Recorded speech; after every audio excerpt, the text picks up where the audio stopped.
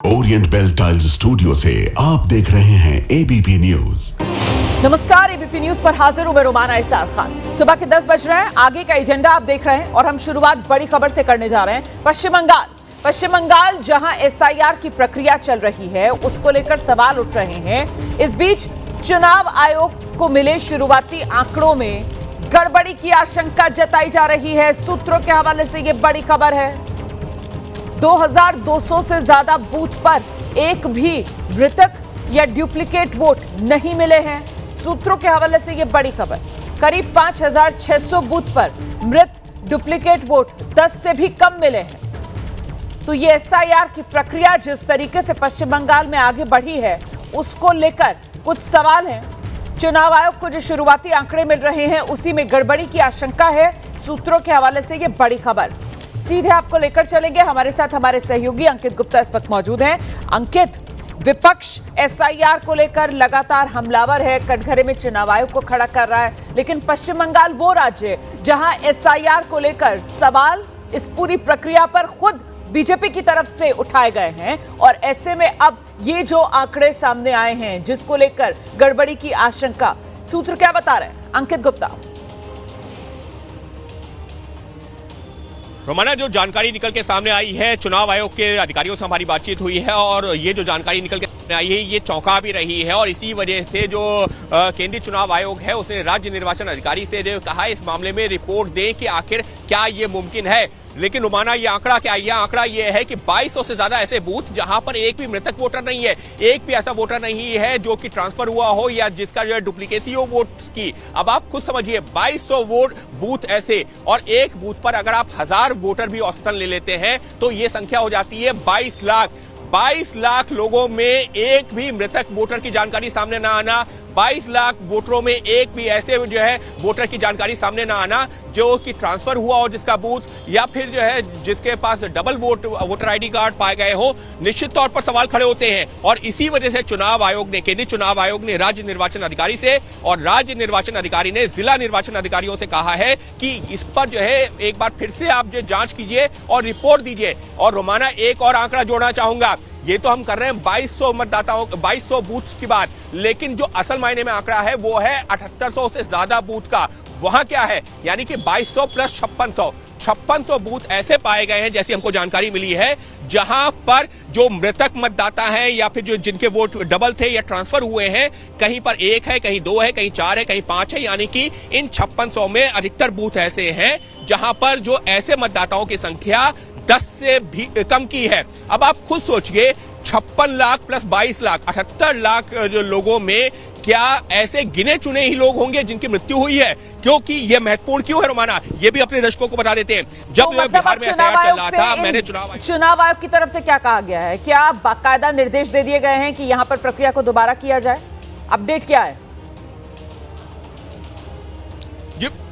जी बिल्कुल, अपडेट यही है कि केंद्रीय चुनाव आयोग ने राज्य निर्वाचन अधिकारी से कहा है कि ऐसे तमाम बूथ जहां पर इस तरीके की आशंका जो सामने आ रही है कि प्रक्रिया सही से नहीं हुई है, वहां पर आप फिर से यानी कि एक रिव्यू कीजिए। जो एसआईआर की प्रक्रिया हुई है, जो फॉर्म डिजिटाइज किए गए हैं, उनको रिव्यू कीजिए। उस मामले में जो है जानकारी राज्य निर्वाचन अधिकारी के पास आएगी और वो केंद्रीय चुनाव आयोग के पास भेजी जाएगी, क्योंकि निश्चित तौर पर तो मतलब 7800 बूथ पश्चिम बंगाल में जहां पर रिव्यू होगा एसआईआर की जो प्रक्रिया हुई है, 2200 वो बूथ जहां पर एक भी मृतक या डुप्लीकेट वोटर नहीं पाया गया, 5600 वो बूथ जहां पर जो मृत या डुप्लीकेट या रेजिडेंस चेंज वाले जो भी वोटर पाए गए हैं वो 10 से कम है। तो ये आंकड़ा बन जाता है 7800 का। 7800 ऐसे बूथ पश्चिम बंगाल में जहां पर हमारे सहयोगी अंकित गुप्ता बता रहे हैं कि साहब रिव्यू किया जाएगा एसआईआर प्रक्रिया का। बहुत धन्यवाद आपका अंकित इस तमाम जानकारी के लिए। आगे बढ़ेंगे, अगली खबर का रुख करेंगे। पश्चिम बंगाल में चुनाव से एसआईआर और बाबरी मुद्दा गर्म है चुनाव से पहले, और अब यह विवाद इतना बढ़ गया है कि सत्तारूढ़ टीएमसी के विधायक हैं हुमायूं कबीर और राज्य के राज्यपाल हैं सीवी आनंद बोस आमने सामने आ गए हैं। इस वक्त की बड़ी खबर मैं आपको बता रही हूं। आप जानते हैं, अब से कुछ दिन पहले ममता बनर्जी की पार्टी के विधायक हुमायूं कबीर की तरफ से बड़ा ऐलान किया गया था कि 6 दिसंबर को मुर्शिदाबाद में बाबरी नाम से मस्जिद की वो नींव रखने जा रहे हैं। और इसी को लेकर पश्चिम बंगाल के राज्यपाल ने कहा है, कुछ लोग पश्चिम बंगाल में विवाद चाहते हैं, मुर्शिदाबाद को विवादों की पाठशाला बनाना चाहते हैं। पश्चिम बंगाल में ऐसा करने की इजाजत नहीं दी जाएगी। ये साफ तौर पर राज्यपाल की तरफ से कह दिया गया है। धार्मिक भावनाएं भड़काई गई तो हम मूक दर्शक नहीं बनेंगे। कानून तोड़ने वालों के खिलाफ कड़ी कार्रवाई होगी। तो ये कड़ी चेतावनी आप कह सकते हैं जो राज्यपाल की ओर से दे दी गई है। Reports which I have received from the field and from the intelligence agencies, also from the opinion leaders of the place, points to the fact that somebody is deliberately trying to turn Murshidabad into a school of scandal. This will not be allowed. It's not a question of building a place of worship. If the communal passions are whipped up, one protects of the other, the state will not, the government, the state, the constitution will not remain idle as a mute spectator. Nobody will be allowed to take the law in their hands. Strong, effective and proactive action will be taken against those who intend to break the law.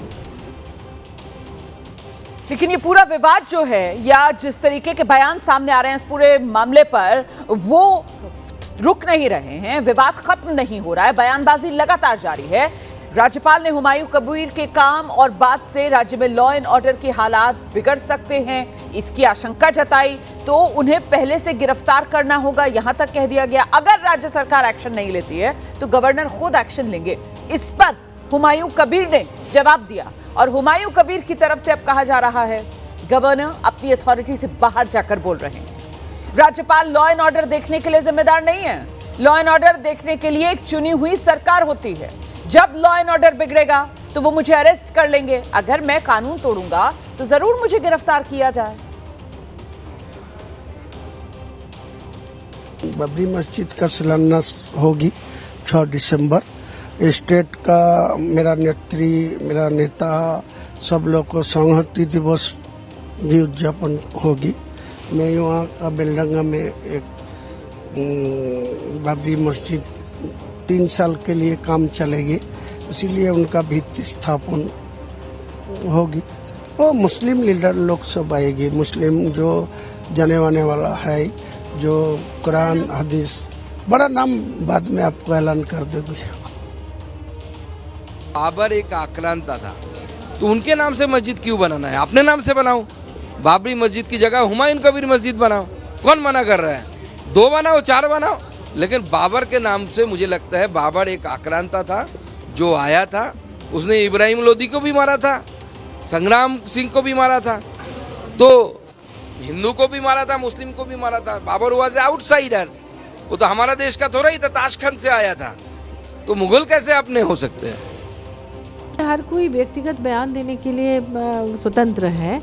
कई बार बहुत सारे ऐसे politicians हैं, बड़े politicians भी हैं, जिनका बयान आने के बाद पार्टियां कह देती हैं कि ये उनका व्यक्तिगत बयान था, ये पार्टी की तरफ से ये बयान नहीं है। अगर वो ऐसा कह रहे हैं तो ये कहने के लिए स्वतंत्र है। बात करते करते कई बार स्लिप ऑफ टंग भी हो जाता है, तो लोग कहना कुछ और चाहते हैं, मुँह से कुछ और निकल जाता है, उससे बात का बतंगड़ बन जाता है।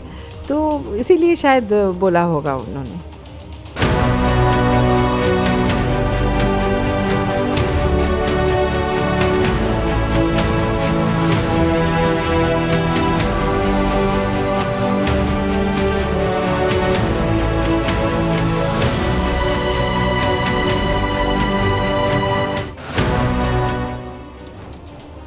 भारत और रूस के बीच रणनीतिक साझेदारी के 25 वर्ष पूरे होने के मौके पर रूस के राष्ट्रपति व्लादिमीर पुतिन आज से भारत के आधिकारिक दौरे पर आ रहे हैं। 2022 में यूक्रेन पर रूस की सैन्य कार्रवाई शुरू होने के बाद ये पुतिन की पहली भारत यात्रा है, जहां वो प्रधानमंत्री नरेंद्र मोदी के साथ 23वें भारत रूस द्विपक्षीय शिखर सम्मेलन में शामिल होंगे। पुतिन के इस दौरे के दौरान कई बड़े समझौते होंगे, बिजनेस लीडर्स से भी मुलाकात होगी और साथ ही शाही डिनर का अरेंजमेंट है।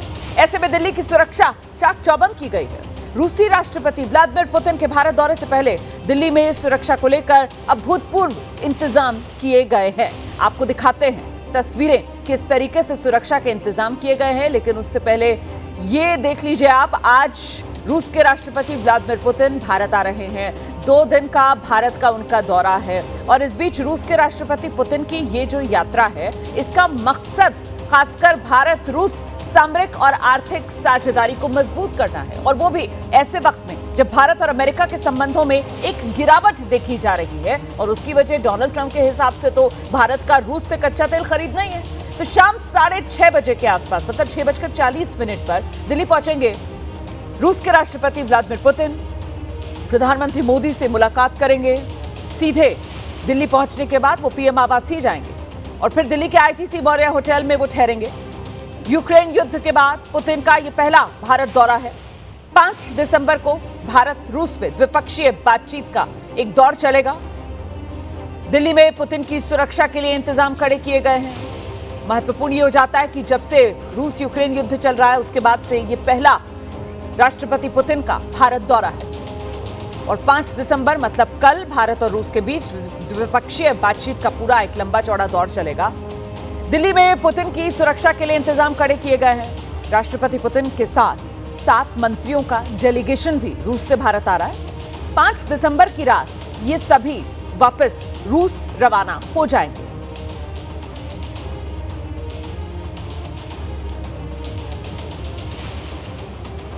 तो इससे पहले रूस के राष्ट्रपति पुतिन 10 बार भारत का दौरा कर चुके हैं। पुतिन सबसे पहले साल 2000 में भारत आए थे, उसके बाद फिर 2002 में वो भारत आए, फिर 2004 एक बार फिर से भारत के दौरे पर व्लादिमीर पुतिन आए।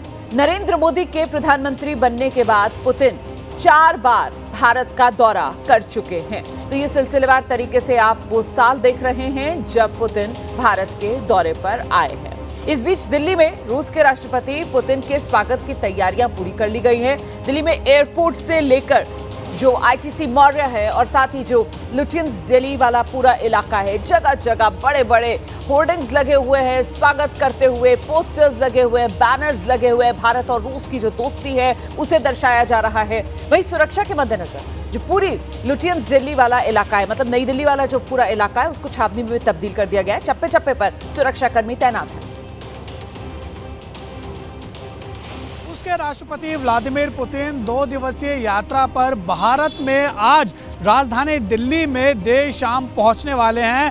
और यहां पर आपको जानकारी दे दें कि सूत्रों के हवाले से जो खबर है, व्लादिमीर पुतिन लैंड होते ही सबसे पहले प्रधानमंत्री नरेंद्र मोदी के साथ मीटिंग करेंगे और उसके बाद वो आईटीसी मौर्या होटल पहुंचेंगे, जहां पर उनके ठहरने की पूरी व्यवस्था पहले से ही पूरी कर ली गई है। इस समय देखिए हमारी जो मौजूदगी है उसी आईटीसी मौर्या होटल के बाहर है और आप सामने देख सकते हैं ये रहा वो आईटीसी मौर्या होटल, जिसको पूरी तरीके से छावनी में तब्दील कर दिया गया है। एआई तकनीक का भी इस्तेमाल किया जा रहा है ताकि आर्टिफिशियल इंटेलिजेंस के तहत फेस रिकॉग्निशन जो कैमरे हैं उनसे जो है वो निगरानी रखी जाए। यहाँ पर आपको बता दें कि व्लादिमीर पुतिन के लिए 5 लेयर सुरक्षा के इंतज़ाम जो है वो किए गए हैं। और जो व्लादिमीर पुतिन की पहले से ही उनकी जो पर्सनल सिक्योरिटी है वो आईटीसी मौर्या पहले ही पहुंच चुकी है और रूस की जो सुरक्षा एजेंसी हैं वो पहले ही भारत में आ चुकी हैं। तो देखिए, दिल्ली पुलिस, केंद्रीय सुरक्षा एजेंसियां और रूस की जो अपनी एडवांस सुरक्षा टीम है, सभी मिलकर यहां 5 स्तरीय घेरा होगा, जिसके तहत व्लादिमीर पुतिन को सुरक्षा मुहैया कराई जाएगी। सभी मिलकर शहर को मल्टी लेयर सुरक्षा में तब्दील कर रहे हैं। पुतिन की सुरक्षा में भारत के टॉप कमांडोज जो एनएसजी का दस्ता है वो लगा है। उनके साथ ही स्नाइपर्स की एक टीम होगी जो निगरानी रखेगी। इसके अलावा ड्रोन से भी निगरानी की जाएगी। जैमर्स लगा दिए गए हैं और सबसे बड़ी बात, किसी भी अनहोनी को रोकने के लिए एआई की भी खास मदद ली जा रही है। निगरानी चप्पे चप्पे पर रखी जा रही है। तो 5 लेयर का ये सुरक्षा घेरा होगा और इसमें रूसी प्रेसिडेंशियल सिक्योरिटी अंदरूनी लेयर को संभालेगी, मतलब पहला घेरा उसका अपना होगा। और इसके बाद एनएसजी के जो टॉप कमांडोज हैं उनका एक अपना घेरा होगा जो सुरक्षा मुहैया कराएंगे रूस के राष्ट्रपति व्लादिमीर पुतिन को। स्नाइपर्स, जैसा कि मैंने आपको पहले बताया कि स्नाइपर्स जो हैं उनकी तैनाती रहेगी। पुतिन की ये अभेद्य सुरक्षा है। ड्रोन कैमरों से नजर रखी जाएगी और लगातार ये निगरानी जो है वो पैनी रहेगी। जैमर्स लगा दिए जाएंगे। खासतौर से एआई का इस्तेमाल किया जाएगा और एआई के जरिए भी निगरानी सुरक्षा की मुस्तैदी के लिए रहेगी। आगे बढ़ेंगे। रूस के राष्ट्रपति व्लादिमीर पुतिन भारत के साथ कई बड़े समझौतों पर हस्ताक्षर करने वाले हैं। पुतिन 23वें भारत रूस एनुअल समिट में शामिल होंगे, जिसके लिए पुतिन के साथ रूस के 7 बड़े मंत्री भी भारत के इस दौरे पर आ रहे हैं। तो व्लादिमीर पुतिन अपने साथ एक बड़ा प्रतिनिधिमंडल लेकर आ रहे हैं और इस बड़े प्रतिनिधिमंडल में रूस के 7 मंत्री भी शामिल हैं। रूस के सेंट्रल बैंक के चेयरपर्सन भी उनके इस डेलीगेशन में उनके साथ भारत आ रहे हैं। देख रहे हैं आप, रक्षा मंत्री से लेकर वित्त मंत्री से लेकर कृषि मंत्री, ये तमाम लोग हैं जो व्लादिमीर पुतिन के इस प्रतिनिधिमंडल का हिस्सा है। इसके अलावा स्वास्थ्य मंत्री, परिवहन मंत्री और जो सेंट्रल बैंक है रूस का, उसकी जो चेयरपर्सन है वो भी रूस के राष्ट्रपति व्लादिमीर पुतिन के साथ भारत दौरे पर आ रहे हैं। और ये पूरा डेलीगेशन और इसी के साथ वो अलग अलग स्तर पर जो वार्ताएं चलेंगी, उसी के तहत कई समझौते भारत और रूस के बीच होंगे। कई समझौते स्टेट लेवल पर होंगे, कई समझौते कमर्शियली भी यहां अंजाम दिए जाएंगे।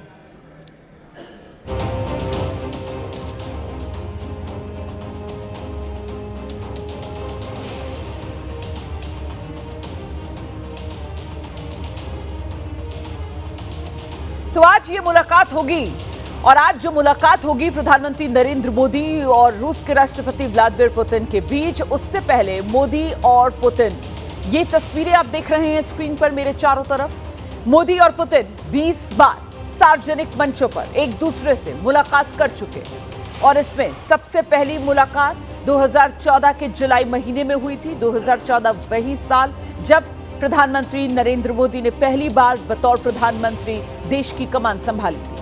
और इसी साल जुलाई के महीने में व्लादिमीर पुतिन के साथ नरेंद्र मोदी की पहली मुलाकात हुई। ब्रिक्स शिखर सम्मेलन के दौरान मोदी और पुतिन मिले थे। मोदी और पुतिन की अभी जो आखिरी बार मुलाकात हुई है वो चीन में हुई है। एससीओ शिखर सम्मेलन में दोनों की मुलाकात हुई है और बाकायदा गर्मजोशी दोनों की इस मुलाकात में देखने के लिए मिली। तो हर बार जब भी प्रधानमंत्री नरेंद्र मोदी और रूस के राष्ट्रपति व्लादिमीर पुतिन मिलते हैं तो फिर वो गर्मजोशी हर बार देखने के लिए मिलती है। दोनों नेताओं में एक आपसी सामंजस्य और तालमेल जो है वो हमेशा नजर आता है और दोनों नेताओं की जो पर्सनल केमिस्ट्री है, यही वजह कि भारत और रूस जिसके रिश्ते बहुत पुराने हैं, जिसके रिश्ते बहुत गहरे हैं और ये दोस्ती का रिश्ता जो कई बार दुनिया को खटकता भी है, लेकिन हर बार ये दोस्ती जो है वो हर चुनौती की कसौटी पर खरी उतरती है। एक बार फिर अब वो दोस्ती की घड़ी आई जब मॉस्को से भारत का पुराना दोस्त व्लादिमीर पुतिन, रूस के राष्ट्रपति,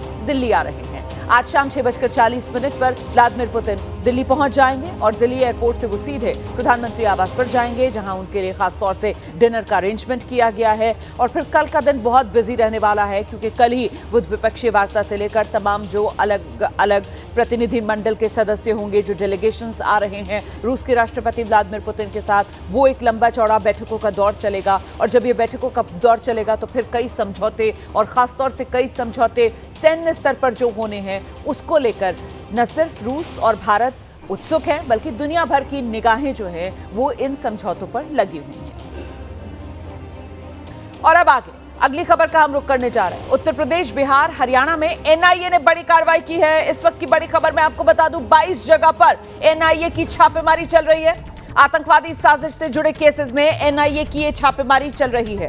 यूपी में, बिहार में, हरियाणा में 3 राज्य हैं और 3 राज्यों में एनआईए की बड़ी छापेमारी इस वक्त चल रही है। आतंकी साजिश के तार खंगालने के लिए एनआईए ये छापेमारी कर रहा है। हरियाणा, यूपी, बिहार तक एनआईए की ये छापेमारी जारी है। सूत्रों के हवाले से ये बड़ी खबर है और ये 3 राज्यों के 22 अलग अलग ठिकाने हैं जहां छापेमारी की जा रही है। एनआईए की छापेमारी, आतंकी साजिश से जुड़े केस में एनआईए की ये छापेमारी चल रही है। हम इंतजार कर रहे हैं, हमारे सहयोगी जुड़ेंगे और डिटेल्स के साथ और उसके बाद इस खबर को लेकर तफसील से आप तक हम जानकारी पहुंचा पाएंगे। फिलहाल आप जानते हैं जिस तरीके से दिल्ली लाल किला के सामने धमाका हुआ था, उसके बाद से आतंक को लेकर गहराई से तफ्तीश चल रही है। एनआईए अलग अलग स्तर पर जांच अपनी आगे बढ़ा रहा है और ऐसे में देश के ये 3 राज्य हैं और इन 3 राज्यों में एनआईए की ये कार्रवाई जो चल रही है, ये कौन सी आतंकी साजिश के तार खगालने के लिए आखिरकार एक्शन में नजर आ रही है एनआईए, जानते हैं अपने सहयोगी मनोज से। मनोज, क्या डिटेल्स मिल रही है? जी बिल्कुल, देखिए रोमाना, आपको बताना चाहूंगा कि एनआईए ने ISIS का एक मॉड्यूल था, उसको बर्थ किया था बिहार के अंदर और पटना में इस मुकदमे को दर्ज किया गया था और उसी से रिलेटेड जो ये कार्रवाई है वो इस वक्त एनआईए की हो रही है, जिसमें हरियाणा में, बिहार में और उत्तर प्रदेश में अलग अलग जगहों पर 22 जगहों पर एक साथ छापेमारी की जा रही है और इस छापेमारी टेरर कॉन्स्पिरेसी केस से जुड़ी बताई जा रही है और इसमें जो मामला है ये उत्तर प्रदेश से बिहार के अलग अलग इलाकों में अवैध तरीके से जो हथियार, गोला बारूद तस्करी से जुड़ा हुआ मामला है, जिससे ISIS का एक मॉड्यूल बर्थ हुआ था। फिलहाल छापेमारी लगातार जारी है। बहुत शुक्रिया आपको मनोज इस तमाम जानकारी के लिए। हरियाणा के पानीपत से एक दिल दहलाने वाला मामला सामने आया है। यहाँ पुलिस ने एक ऐसी महिला को गिरफ्तार किया जो खूबसूरत बच्चों की दुश्मन बन गई थी, एक एक करके सुंदर बच्चों को मार रही थी। कुल मिलाकर साइको किलर ये औरत बन चुकी थी।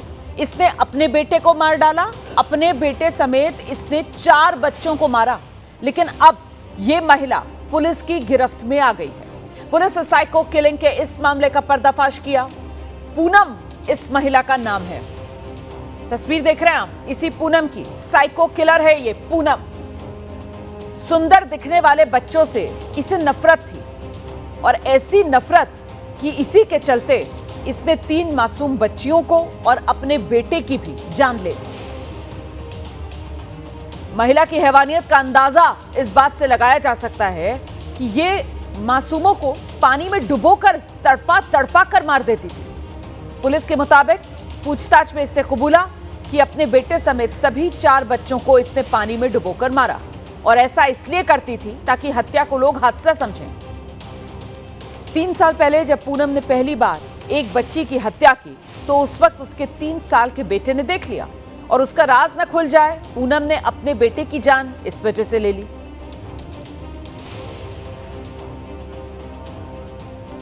तो साइको किलर ये पूनम, हरियाणा के पानीपत से इसको गिरफ्तार कर लिया गया है। अपने बेटे और अपनी भतीजी की इसने हत्या की बात कबूली है। पूछताछ में कुल 4 बच्चों की हत्या की बात ये अब तक कबूल चुकी है। सुंदर दिखने वाले बच्चों को ये निशाना बनाती थी।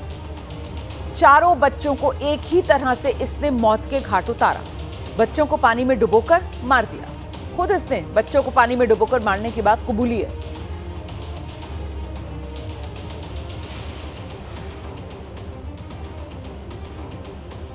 तो एक के बाद एक बच्चों की मौत को लोग वाकई में हादसा मान रहे थे, लेकिन जब पूनम ने चौथा शिकार किया, मतलब चौथे बच्चे को मौत के घाट उतारा, तो उसके बाद उसकी पोल खुल गई। दरअसल 1 दिसंबर को पूनम ने रिश्ते में लगने वाली अपनी भतीजी, बच्ची की उम्र 6 साल, बच्ची का नाम विधि को निशाना बनाया, लेकिन विधि के दादा ने मौत को हादसा मानने से ही इनकार कर दिया।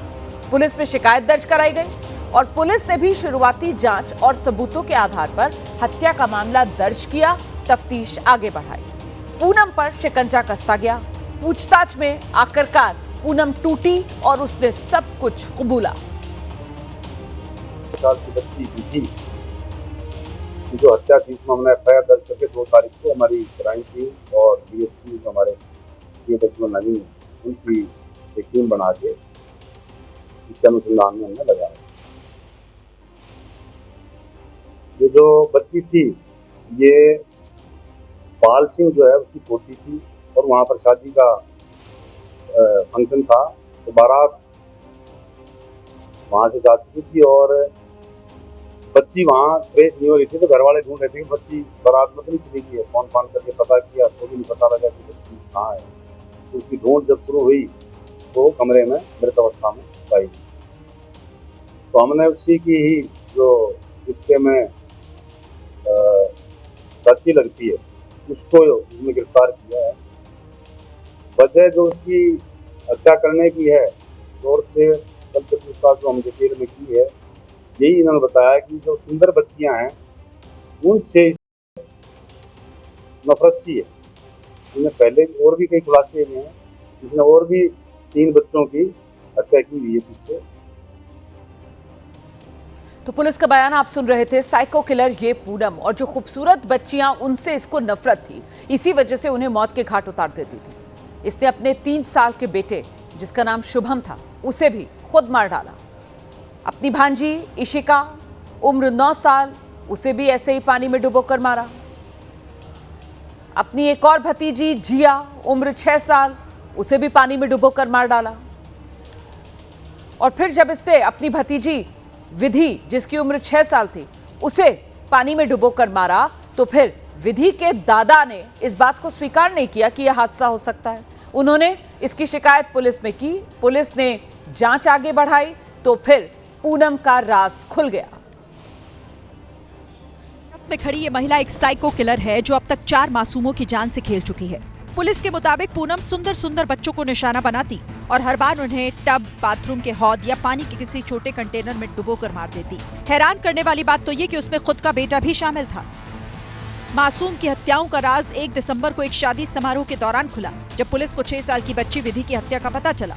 दरअसल टब छोटा था और विधि की हाइट ज्यादा थी। तभी पुलिस को शक हुआ कि विधि छोटे टब में कैसे डूब सकती है। पुलिस ने आसपास लगे सीसीटीवी कैमरे देखे और घर में पूनम ही आती जाती दिखाई दे रही थी। जब बारात चली गई, पिलाने के बहाने से ऊपर ले गई कमरे में, और तब मैं पानी लेके भर के वहीं डुबो के मार दिया।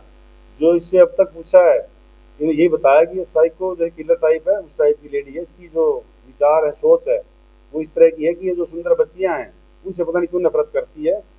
फिलहाल पुलिस ने पूनम को गिरफ्तार कर जेल भेज दिया। साथ ही अब पूनम के मानसिक स्वास्थ्य की भी जांच कराई जा रही है। पुलिस अब ये भी पता लगा रही है कि आखिर उसने और कितने बच्चों को निशाना बनाया है। आगे बढ़ेंगे, अगली खबर का रुख करेंगे। बात हवाई सफर को लेकर लोगों को हो रही परेशानी की। पहले तो आपको एक वीडियो में दिखाती हूँ। दिल्ली पटना रूट पर जो इंडिगो की फ्लाइट है, वो आपको दिखाएंगे हम। ये video Delhi Patna flight number 6E6643 का है, जिसमें विमान में सवार यात्री परेशान हो रहे हैं। फ्लाइट मैनेजमेंट पर इसका कोई असर नहीं पड़ रहा है। जरा वो तस्वीरें दिखा दीजिए जिसमें परेशान यात्री नजर आएंगे और जो मैनेजमेंट है उस पर कोई असर नहीं पड़ रहा है। बताया जा रहा है कि फ्लाइट लेट होने से यात्री परेशान हुए। ये देखिए आप, ये तस्वीरें आपके सामने आ गई हैं। Delhi airport, Mumbai airport, Bengaluru airport, तस्वीरें आप देखिए कैसे यात्री परेशान नजर आ रहे हैं। पायलट एसोसिएशन ने एक लेटर जारी कर दिया है और इस पर पायलट एसोसिएशन की तरफ से क्या कहा जा रहा है वो मैं आपको बताऊंगी। लेकिन पहले ये देख लीजिए आप किस तरीके से जो इंडिगो की उड़ानें रद्द हुई हैं। मुंबई, दिल्ली समेत देश के कई राज्यों में इंडिगो की उड़ानें प्रभावित हुई हैं। ऐसा दावा किया जा रहा है कि इंडिगो एयरलाइंस की 100 से ज्यादा उड़ानें रद्द हुई हैं, जिसमें दिल्ली एयरपोर्ट से 38, हैदराबाद में 19, बेंगलुरु एयरपोर्ट से 42, मुंबई एयरपोर्ट से 33 उड़ानें रद्द हुई। इसके पीछे इंडिगो ने पायलट्स की कमी और तकनीकी खराबी का हवाला दिया। अब इसी का जवाब पायलट एसोसिएशन की तरफ से दिया गया इस लेटर के जरिए। ये चिट्ठी आप देख रहे हैं, इस लेटर के जरिए बड़ा आरोप लगाया है पायलट एसोसिएशन ने। इस पत्र में लिखा है, पायलटों को कमी से उड़ान रद्द नहीं हुई है, बल्कि प्लानिंग की गलती से और दबाव की रणनीति के चलते ऐसा हुआ है। पायलट एसोसिएशन ने इंडिगो पर नियमों का पालन न करने का आरोप लगाया है। यात्री दिन भर बेहाल रहे और इस दौरान अफरा तफरी का माहौल बना रहा। इधर उड़ानें रद्द होने पर इंडिगो ने अपनी प्रेस रिलीज में जितने बहाने हो सकते थे उतने गिना दिए। इंडिगो ने बताया कि छोटी छोटी टेक्निकल खामियों की वजह से परेशानी हुई है। सर्दियों की मौसम की वजह से शेड्यूल बदलाव का भी इंडिगो ने बहाना बनाया। इंडिगो ने दावा किया कि खराब मौसम के चलते फ्लाइट्स कैंसिल हुई हैं। साथ में एयर ट्रैफिक सिस्टम में अचानक बड़ा कंजेशन को भी एयरलाइन ने जिम्मेदार बताया। इसके अलावा रोस्टर के नए नियम का भी हवाला दिया गया। लगातार उड़ानें कैंसिल होने की वजह से डीजीसीए भी हरकत में आया और इंडिगो के अधिकारियों को तलब किया गया।